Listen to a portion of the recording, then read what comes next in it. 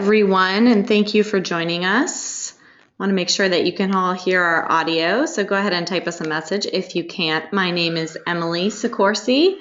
I am the Vice President of Corporate Communication for TTI Success Insights, and we are presenting today's webinar and welcoming you all to Eliminating Bad Hires, Finding a True Talent Match.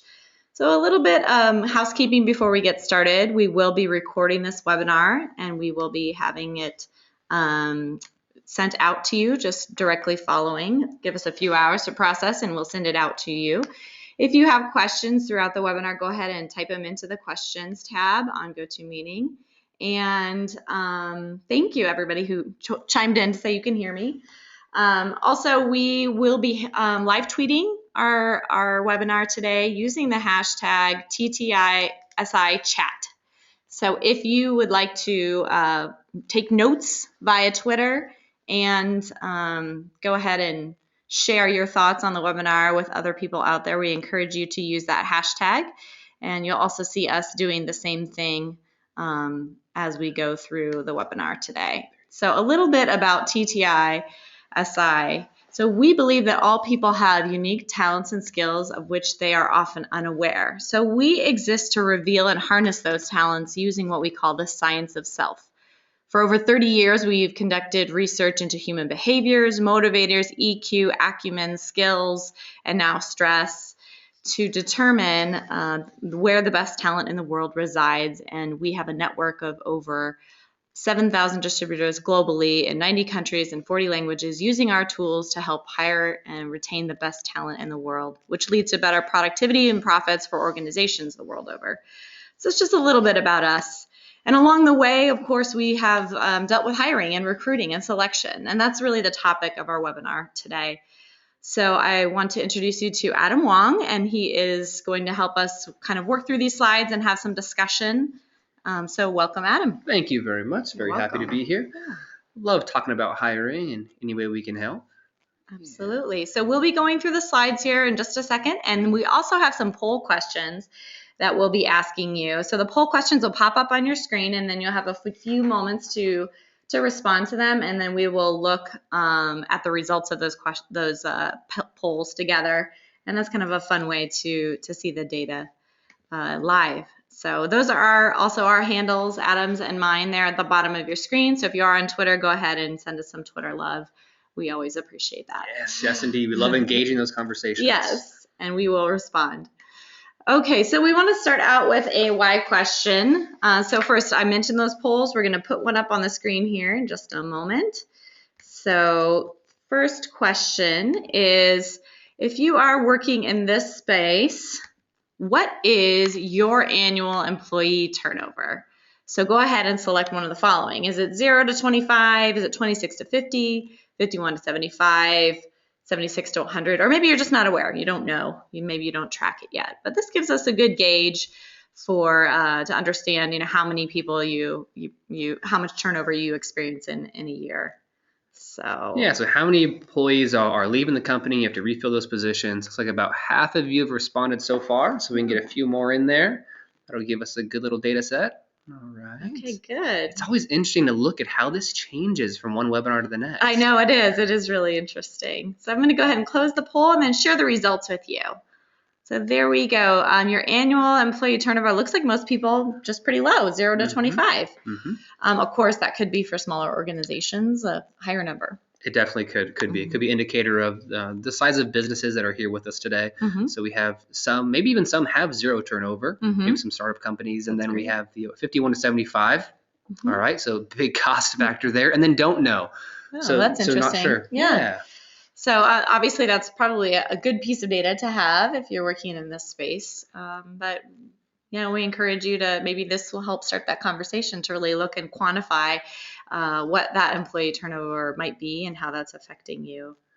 All right, so with that done, we're going to kind of launch into a few slides here. So why discuss this topic? Why is this of interest? Oh my goodness, I think we can make several reasons as why. It was employee performance, organizational performance, those of us that are focused on ROI, talk about how does this affect the bottom line of the business. So I think all of us can kind of conjure up several reasons why we want to look at employee turnover. But how about this next slide here? Here's a good reason. Staggering stat. Here we go. If the slide wants to change. Nope, does not want to change. It's going to change all at once, and we're going to move forward 6 slides. There we go. I knew it! Okay, there we are.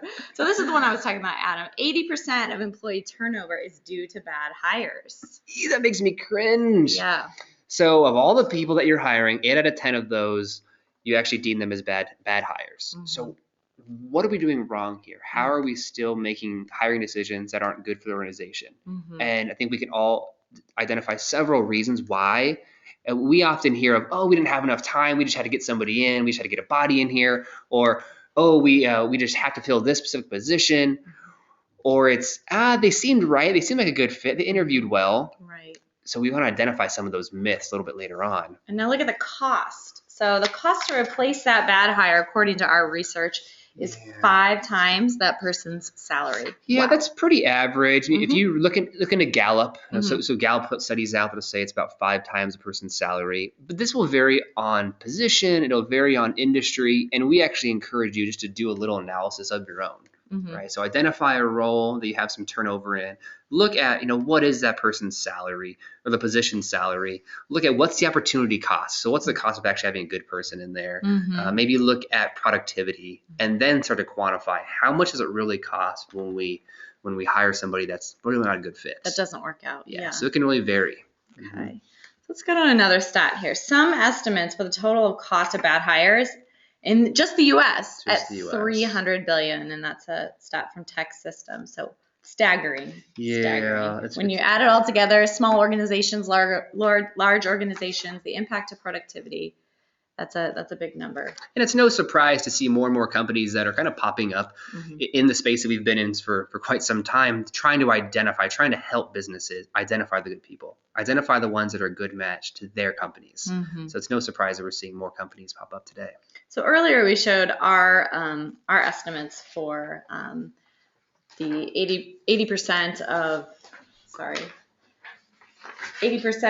employee turnover is due to bad hires, but we want to understand from your experience what that number is. So I'm going to launch another poll here. So in your experience, how much does it cost to replace a bad hire in your organization? So let's quantify this for you. What do you think it costs you? Is it less than $25,000? Is it more towards 50? Yeah, we're talking double the salary, 100? triple. Yeah. Do you not know? Right. Have you hired for executive level? So maybe it's upwards of $100,000. So go ahead and weigh in there if you haven't had a chance yet. We'll just keep it open for a couple more seconds. All right, great. Thank you, everyone. And we're going to share the results. All right. So it's the majority are in that less than 25,000. So about 39%. Mm-hmm. We have quite a few, about a third in the 26 to 50,000. And then look, almost a quarter in the 51 to 100,000. And nobody in the 100,000 plus. Mm-hmm. And then a few in the don't know. Right, but less than the other polls. So. Yes, the other poll, we definitely had some in the 100,000 category. I think we even had more in the don't knows. Yes. On the previous webinar we did. And because there is a lot to look at. Mm-hmm. There's a lot of factors that go into quantifying how much a person actually costs to replace. Mm-hmm. And but as we can see here, we definitely are, I don't know if you want to say wasting money, but our businesses are costing us money when we're hiring the wrong people. Yeah, when we hire poorly. Okay, thanks everyone. All right, so $190,000. This is from the Association of Certified Fraud Examiners. This is the cost of a bad hire in a small company, because in small companies, employees often have a lot of different roles to play. So yes. This is a problem that could be more pronounced and more impactful at a small to medium-sized business. It really could. I mean, just imagine if some of you on the call today are in a small business, and you can probably look around at your employees and see that some of them juggle multiple tasks. Right? Or maybe they're actually doing a little bit of several jobs just due to growth or because you are a small business, you have to kind of share the workload. Well, that person starts to learn a set of skills that are specific to the company. And when they leave, the cost of that person leaving may be more. Or if it's a bad hire from the get-go, that cost may be much more because you have to find somebody who can come in and replace that person. Which in the bigger businesses, oftentimes their jobs are more streamlined and they have less kind of crossover, where the small businesses, we have a lot more of it. That's so true. All right, so obviously today we are here to talk about eliminating bad hires. And for us, we really feel that that begins with something called job matching, which we'll get into more later. But the benefits of taking a job matching approach to hiring, we just wanted to kind of discuss those quickly. Yeah, just hit some key benefits out there. So benefits of looking at a job and then comparing people to the job and finding ones that really match well. Like, what are some benefits? Well, one, it can save you a ton of time in the long run, right? So if you're hiring people that match the job well, match the organization well, it can save you a lot of time and money in the long run. Just decrease disruption. This one's probably pretty key. Yes. So you're hiring good people. They become engaged. They engage with the culture, engage with the job. It decreases disruption within the organization, within teams. Yeah. Really, it's overall definitely a great thing to have. There's probably nothing more disruptive, maybe than organizational changes, when you have somebody come in who does not fit the culture, because it has a really corrosive effect on your good performers. Yeah. In a lot of cases. And kind of something we throw out that I don't think is in any of these slides is, hire slow, lay off fast, or fire fast if you need to, because it's definitely make sure to keep that culture healthy. Right. And another benefit of job matching is increase your engagement, increase your efficiency with your hiring process. It can actually save you time in the process once you get it down. Right. So why kind of focus here? We have one more poll question. So I'm going to launch it right now. It's up on your screen. How long does your hiring process typically take?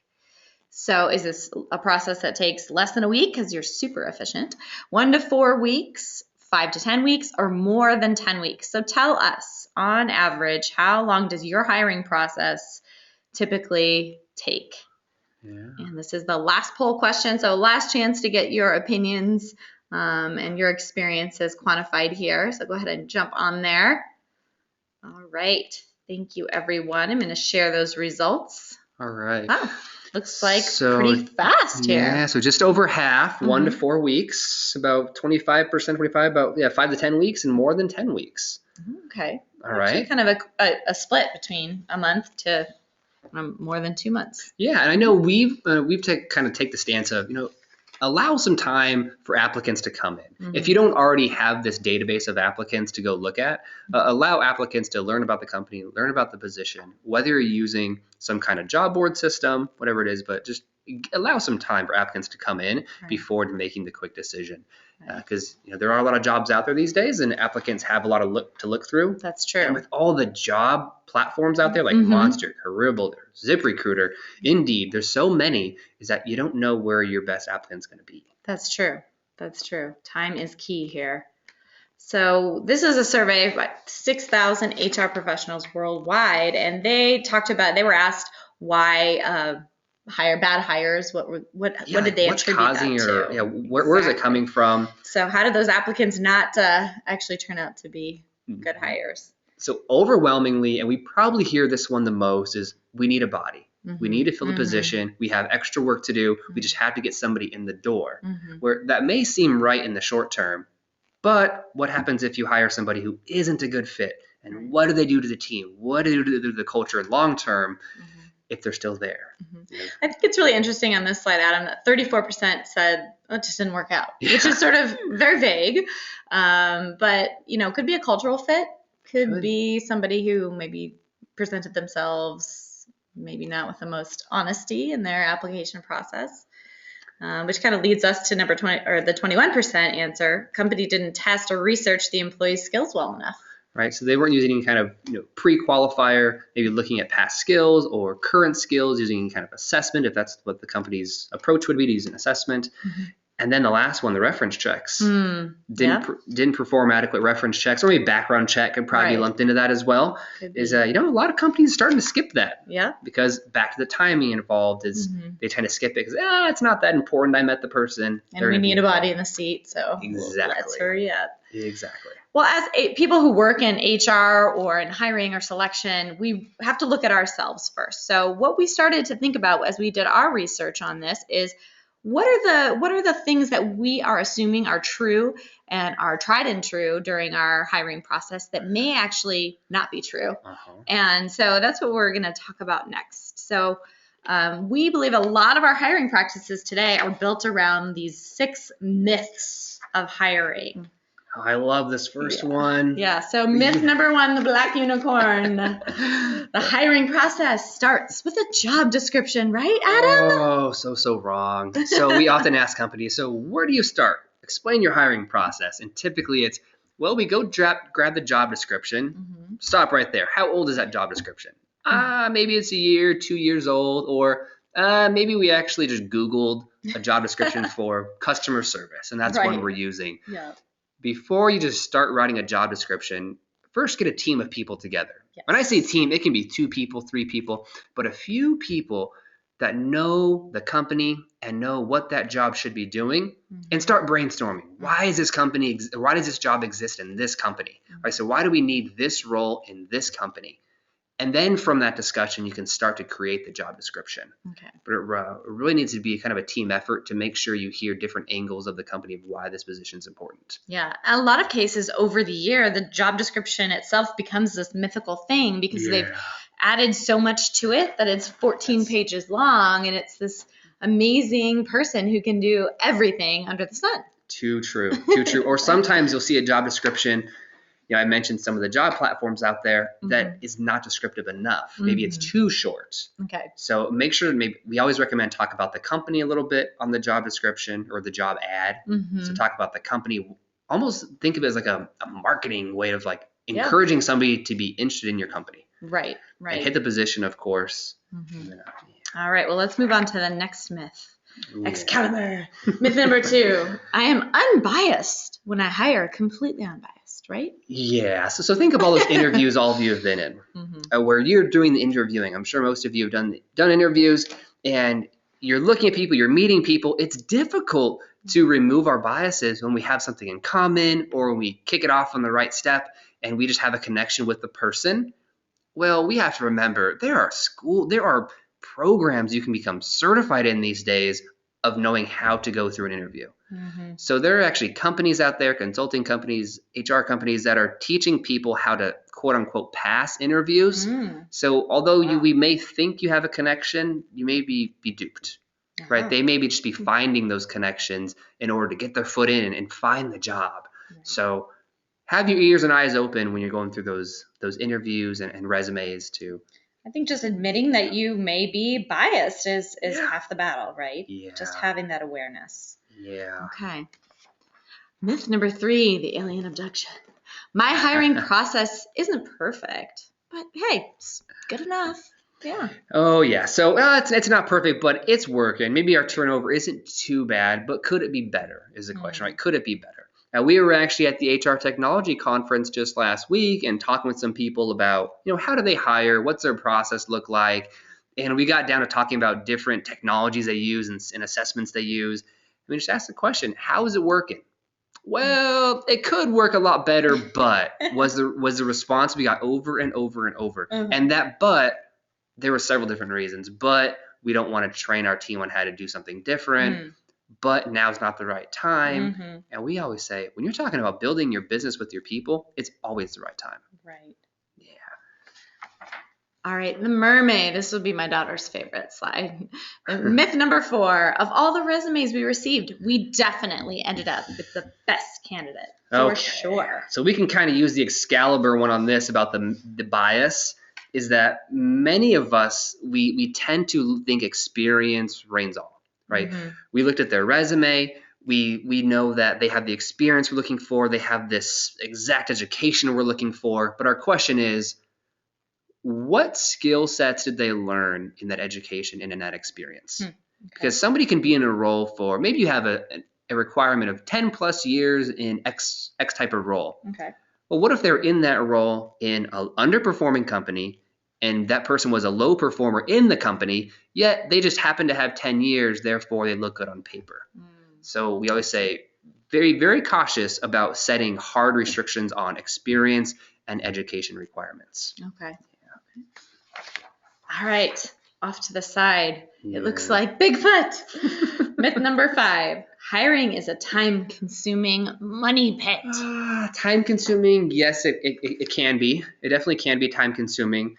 But you can think of the other hand as, what if you don't take the time to hire the right people? That money pit can be much, much larger. And the consequences, aside from money alone, it can be much, much more significant if you're hiring the wrong people. So yes, hiring can take time, but you can also think that these are people you're hiring that are going to be impacting your customers, that are going to be impacting your business and hopefully long term. Right. So we need to take the time to do it. Right. And looking back at our poll, with only 1 to 4 weeks to hire somebody who's going to be there for years and years and years and years, hopefully when you hire correctly, the balance is. You know, I think it's funny. We had this conversation a few weeks back about making purchases internally. And the question was, the last time we bought a piece of office equipment, we bought a pretty large printer. It's like, how many people had to look at the different quotes that we received? How many people internally wanted to put their kind of input into which one we should buy? One we selected, yes. And there was like 6 or 7 people that wanted to weigh in on this copy machine.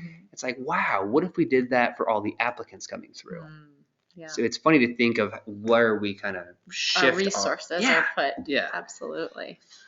All right, the magic genie. Myth number 6, hiring tools. They're just used for hiring, so I can't really do much else with them. Yeah, the kind of industry is really evolving a lot. And fortunately, we've kind of been here for quite some time, is that the tools aren't just for hiring. A lot of them you can use now for coaching, for long-term development, for identifying potential gaps that you can coach a person to. Okay. And so we're not just talking about a system that's going to track a person through the application process, but really using a tool that can be used to grow the person for many months, years to come. Yes. Right. So we encourage you to release these fictions. They are fictions. Sort of first own them. You got to have self-awareness about these ideas that we're rambling around in our minds, and then release them and look to the future. So I know you mentioned you were just at HR Tech. Applicant tracking systems, or ATSs, they're very, very prominent now, and they're okay. Yeah, they are. They're okay. There's a lot of options out there. Fortunately, there are companies for all different levels of business. So for small, mid-size, large, enterprise, they're all out there. But so what they do is they can help you save time, right? They help you keep track of your applicants as they're coming in. But when it comes down to actually finding the right applicant, that's where they're kind of lacking. Okay. Yeah. All right. And so, but at the same time, assessment use is on the rise, and we've seen that. Large U.S. companies who use assessments as part of a hiring process in 2001, that was only 21%. Now it's 57%, and that's according to the Wall Street Journal this year. So assessments are being infused into the hiring process in one way or another, whether it's all applicants, some applicants. Yes, you're exactly right. So the hiring process there's more assessments being used in that process. And referring to the HR Tech conference we were at last week, there's a lot of discussion about assessments, but also applicant tracking systems and how can the two integrate together, right? To make this easier for the consumer to access all their applicants, but also access these assessments. And so there's a lot of conversations being had between assessment companies and applicant tracking systems to find the right solution, as us being one of those. Looking for a way to track all your applicants, but at the same time, allow you to identify who's a good fit versus who's a poor fit. And in those discussions, I'm sure you talked about safety and validity. That's how that is kind of the next generation, and as well as the combination of assessments and applicant tracking systems. Yeah, safety and validity is always important. We have to make sure that we take care of the customer, make sure that they're not doing anything that they're not supposed to do. And there's a lot of laws out there that EEOC kind of regulates, and we know that not all companies know them. When it comes to hiring, you want to find the right person and hire. So we've got to make sure that we're covering the basis, and we are reliable and valid, and making sure that you don't get yourselves caught in any kind of deal like Target did. Those of you who may not be aware, a couple months back, Target did have a suit filed against them for $2.8 million. The settlement, yes, was $2.8 million. $2.8 million for unlawful use of a tool. Right. So it adversely impacted a group of applicants. So we don't want to put you in that position. Yeah. So if you are looking for a new assessment, just make sure you definitely ask your vendor, whoever you're looking into, for an adverse impact study. So let's give the audience some tips here, Adam. So how to hire for job match, which again is the way that we recommend hiring for applicants or for new employees. Oh, somebody had asked Adam really quickly before we move into this, what a typical applicant tracking tool would do. Okay. Some clarity there. Yeah, definitely. So an applicant tracking tool, it allows you, think of it like a little hub, a little software where all your applicants are going to come into one little domain. You have a dashboard and it shows you who your applicants are. Oftentimes it has their resume uploaded. It'll have like their experience, their education, and other that'll vary depend on what the applicant tracking tool provides. And then it allows you to, mark, is this somebody I want to look into more? Is this somebody I want to email? Is this somebody I want to call? And it really helps you keep track of the applicants and kind of tells you what do you do with them. Gotcha. So it's basically just a tracking tool for you to say, what did I do with this person? Are they moving on? Are they not moving on? Great. And they're expanding though, so they're always expanding. And these systems. The systems. So they're getting more and more robust, and they're even starting to get into beyond the hiring part, but also into, okay, now that you've actually hired that person, now what? What happens next with them? Sort of what we talked about earlier, development, training, that kind of thing, post-hire. Yes, and these have really kind of spawned over the past several years, but now we're in a time where technology, it's still easier to create than it was several years back, so we're seeing more available, more options for you. Okay. Yeah. Good. Thank you for your question. So how to hire for job match. Let's go to tip number 1. All right. Oh, my slide doesn't want to. It might jump ahead. Yeah. I'll go ahead and read it off as you're advancing. So tip number 1 is ditch the job description, benchmark instead. So of course you're going to need a job description at one point, but don't start there, right? You need to first have a good discussion with some of your team members to really nail down why does a job exist within this company. And then if you can even go a step further of, what type of behavioral styles can be a good fit for this? What type of skills are going to be required for success in this role? And then we call that the job benchmark. Once you nail it down, then you can start comparing your applicants to it. Not only applicants, you can also compare internal people you already have, because maybe you have people that are well suited internally, but once you have that benchmark, you can then start to compare people to it. Okay, so once you have the benchmark as well, could you also write a job ad off of what you determine? Yes, you definitely can, because you're going to need a job ad, right? You have to get a job ad out there to find some applicants. So once you determine what the job benchmark is, then you can use the language that you use there to craft your job ad. Gotcha. And also craft the full job description. Okay. So number 2, be vigilant about matching talent to the benchmark. Yeah, so this is where biases will come into play, right? So we say once you establish the benchmark, so you know the skill sets you're looking for, you know the behavioral style, what's going to motivate the person, education, experience, etc. Make sure you stick to it. Maybe even create yourself a little guide of, okay, this is what we're looking for. Now, how well does this person match up? We've seen customers create their own custom little scorecards to assign point values of maybe they're a good fit here and not a good fit here. Let's give 3 points up here, 2 points down here. But definitely stick to it. Don't let those biases come into play. About, they have a boat. I have a boat too, so they must be a good person. And is it helpful to have other people involved as well in the process to keep you honest, so to speak, about sticking to it? Yeah, we do recommend having at least a couple people involved in that applicant process. We like the idea of having at least 2 people in interviews, whether you're doing a 2-person interview at the same time or you split them up and then compare your notes later on. We always think it's good to have 2 different people interview the same applicant. Yeah. And what's our last tip here? Involve an unbiased person. There we go. I previewed it in the interview process. Who hasn't looked at any resumes, really? Yeah, so this just kind of solidifies the unbiased approach, is that they're not going to be focused in on a specific experience or education they're looking for, that they're going into it a little more open, having a discussion with the person, with the applicant, and using more unbiased approaches to finding a good fit. Okay, all right.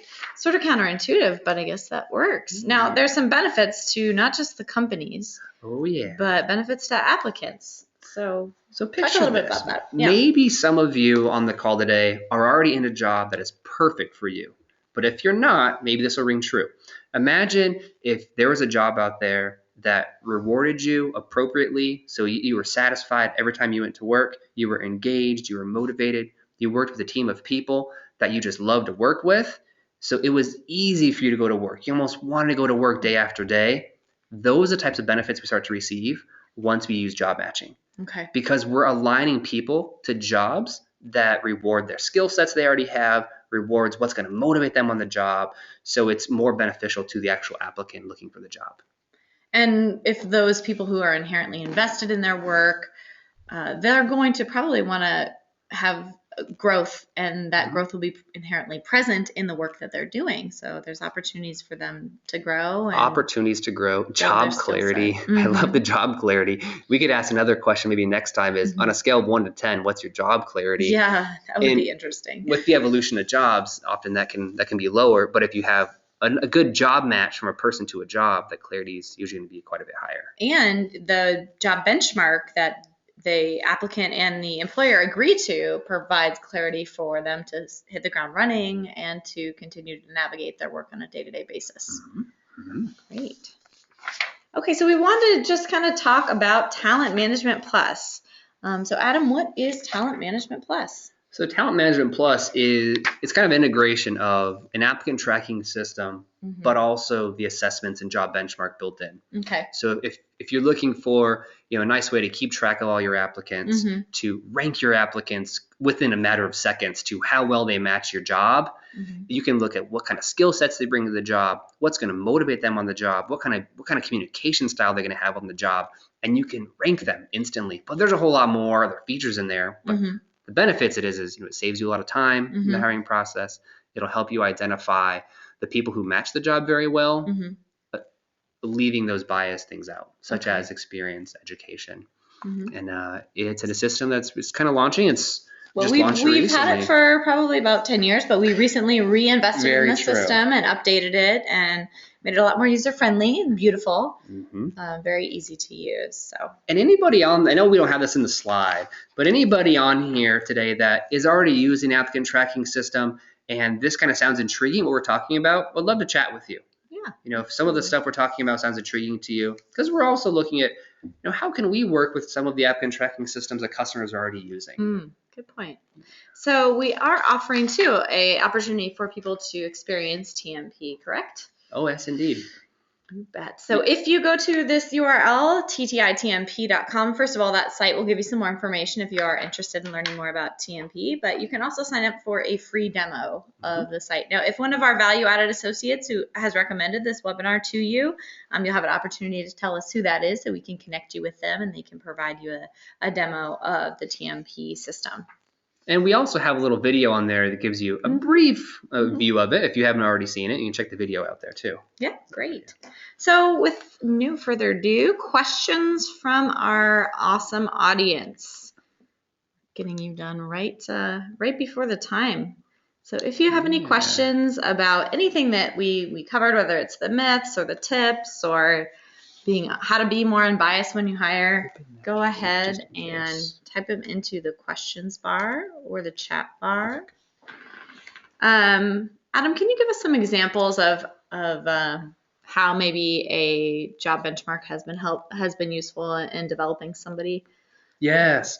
So once you can identify what the job really needs and what it takes to be successful on the job, and when you actually hire the right person, it's inevitable. The person you hire is going to have some gaps. Sure. So maybe there's some skills they need to develop. Well, that can kind of give the plan to create a development plan for that person. So maybe they were lacking teamwork skills a little bit, but everything else was a great fit. Well, now the teamwork area is something that you can focus on with this person. You can use it in onboarding. You can use it in development. And then you can look at it again later. So maybe you go through a 3-month little program of teamwork development, and then you look at others. So what else was lacking? So it just creates that framework of ongoing development for the person, but also for the company, of course. Right, and that doesn't require that everyone be an absolutely 100% perfect match all the time. If there are areas where they're lacking, you can use the information that you have to help them grow. Yes, in fact, we kind of go with the Marcus Buckingham philosophy. He created strength finders, and it's focus on the strengths that are your strengths. And when we look at the job benchmark, we look at focus on the skills that are important for the job. So it's not too valuable for us to be really good at something that has nothing to do with our job. It's more important for us to focus on the skills that are important for success in the job. Gotcha. So that's where we try to spend our time. Okay. Well, we did have somebody ask where they can get the slides. Those will be mailed out as well, emailed out along with the recording, but I don't see any other questions. So Oh, wait, there's no, a we few. do. There's we a have few. a few pop in They all were of a hiding. sudden. Let's see. Somebody asked, you said the system is an applicant tracking. Does this include job postings? Good question. So this does not include, TMP does not include job postings. There are a lot of companies out there that we'd rather partner with, such as like ZipRecruiter or Indeed, because what they do is you can put a job posting that hits a lot of different job boards. Okay. But within there, you can have a link directly to our assessment. Okay. So it'll take them right into our portal. Okay, so that was another question someone had. How do you get applicants into the system? Oh, good. So it's actually as simple as a little URL. So whenever you have a job opening, the system creates a little URL for you, and you give that little URL to any person that wants to apply for the job. Okay. They simply click on it, and it takes them right into the application. So you can put this on your company homepage. You can put this on Twitter, on Facebook, on LinkedIn, Monster, Career Builder, any of those. It's simply a little URL that they click on. Gotcha. Sounds easy enough. Yeah. All right. I think, and then we'll wait a couple seconds to see if there are any other questions about TMP or anything else we've covered. Doesn't look like there are, Adam. I think we are all set. Well, thank you all for joining us today. Again, if you want to review anything that we, I don't think that one, nope. So if you want to review anything that we talked about, I would encourage you to look at the Twitter feed. Again, that hashtag was hashtag TTISI chat, and you'll be able to see all of our live tweets. Our handle on Twitter is TTI_SI, so you can look there. We'll also be sending out the recording and the slides for your perusal shortly. So again, thank you all very much, and we hope you have a wonderful day. All right. Thank you all.